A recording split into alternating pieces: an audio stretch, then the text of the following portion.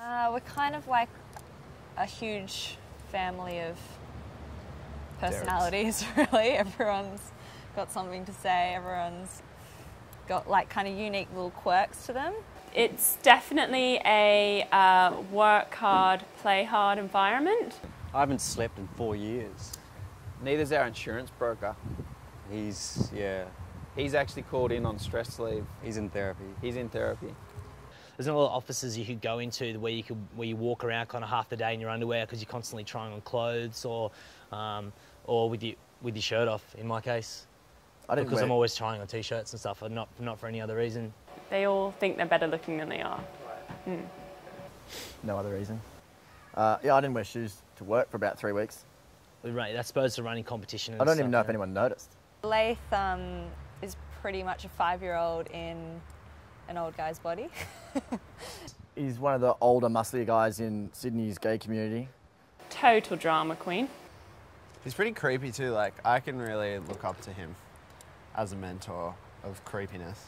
Leith was the kind of the face of the business, I believe, kind of over the last kind of 10 years. And I suppose you could call Jono was kind of like the back end and keeping the workhorse. The workhorse and kind of making sure everything kind of rolled in line. While in its early stages, Leith was the one out there promoting it and stuff with his weekend antics, hence the pink chinos. And I think, you know, he needs to kind of hand the puck over to the young bucks. Hand the cock over to the young bucks. The puck.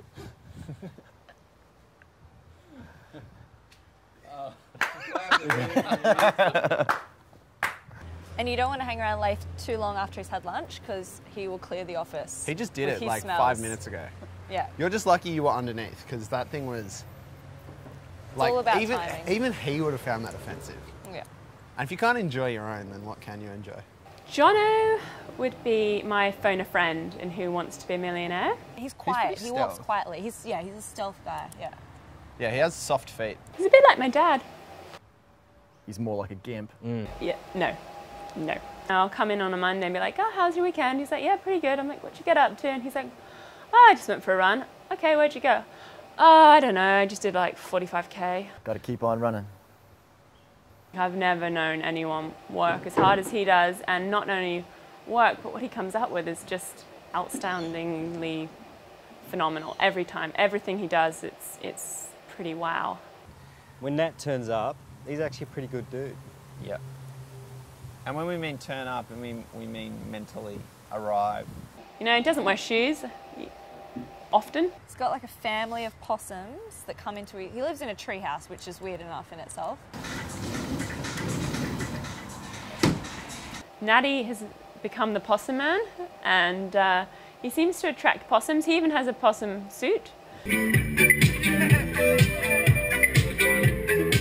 I hear on his lonely nights when he comes home empty-handed, they warm his bed.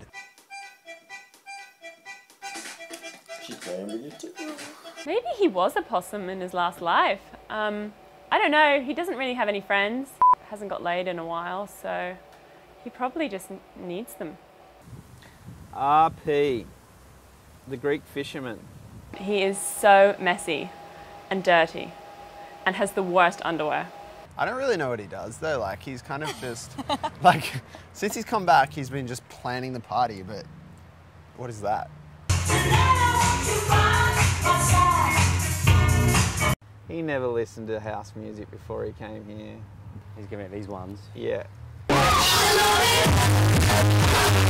Quite sharp. And you got Natty in a possum suit and Richie just doing this one. Yeah. Sorry, we'll go start this. I was straight face. When KK gets a chance, which is very rare, if none of the boys in the office, she'll put on Elton, or she'll put on something, you know, a bit softer.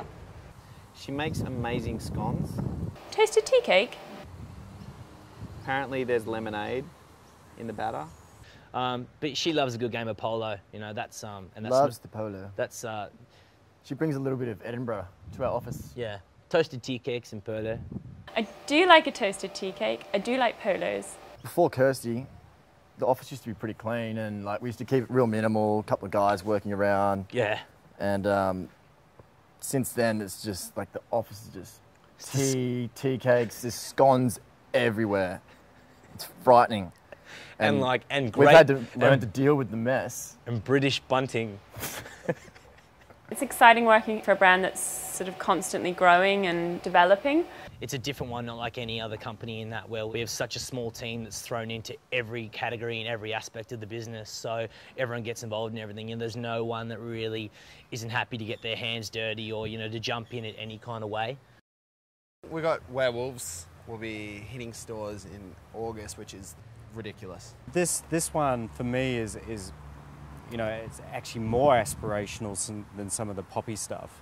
You know, you do have to be a little bit tougher, you do have to have a little bit of edge to wear it, which is what I like overall about it, because that's kind of what the whole Werewolves aesthetic is being part of the pack, being part of the group. And I just like the fact that, you know, it does have that edge to it, because it's really another turning point for the brand as well. We've you know, gone another level again aesthetically, so it should challenge a few people out there. Yeah. This is ZANEROBE, bro. Are you waiting for something? Yeah, you. Yeah, for me. Yeah. What's I it? stay and I send the others home. Oh, okay. But I've got more important. I've got 20 cases of beer, Oh, that's us. 20 cases of beer, what do you Corona? got? Corona. You. The lemon or the lime. Did you get delivered here? Yeah.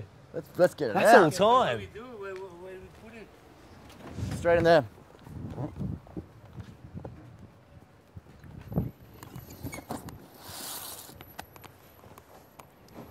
It's almost like a bit like raisin toast, but it's more, it's a half scone, half tea cake. So it's it's like a half scone, half bread. It's like you'd have it in afternoon tea, about 4 o'clock, and it's often like with raisins and a little bit of cinnamon would be in the, and they're just you just toast them and a little bit of butter and you have your tea. Can you give me a beat? Can you give me a Kanye beat?